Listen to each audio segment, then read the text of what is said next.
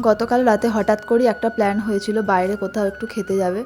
কোনো রকম পরিকল্পনা ছাড়াই আমরা রওনা দিলাম কেদারনাথ রেস্টুরেন্টের দিকে। যদিও আকাশটা একটু গোমড়া ছিল, সেই মুহূর্তেই হয়তো বৃষ্টি নামবে এরকম অবস্থা ছিল, তবুও মনটা বাইরে বেরোনোর আনন্দেই ভরেছিল। তাতে ছিল বাবু, আমার ছোট ননদ, আমার হাজব্যান্ড আর হাজব্যান্ডের বন্ধু অমিতদা। আমাদের চেনা কাছের টিমটা, তবু একটা খালি জায়গা ছিল অমিতদার মেয়ে আর অমিতদার ওয়াইফ। তারা যেতে পারেনি, তাতে কি, আমরা ভিডিও কলে তাদেরকে আমাদের সাথে যুক্ত করে নিলাম। যেন দূর থেকেই কাছে ছিল ওরা, মুহূর্তগুলো একটুও মিস করতে দিলাম না। খাবার তালিকায় ছিল ফিশ কাটলেট, মোমো, মিক্স চাউ আর তরকা রুটি। ফিশ কাটলেটের মুচমুচে স্বাদ, মোমোর গরম ভাব, রুটি তরকারির ঘরোয়া ছোঁয়া, এক কথায় অসাধারণ। কিন্তু সব থেকে বেশি যেটা ভালো লাগলো, একসাথে থাকা, একটু হেসে সময় কাটানো আর তার সাথে মুহূর্তগুলো উপভোগ করা। এইভাবেই আড্ডা দিতে দিতে আমাদের খাওয়া দাওয়াটা কমপ্লিট হয়ে গেল। আর লাস্টে কি আইসক্রিম না হলে ভালো লাগে?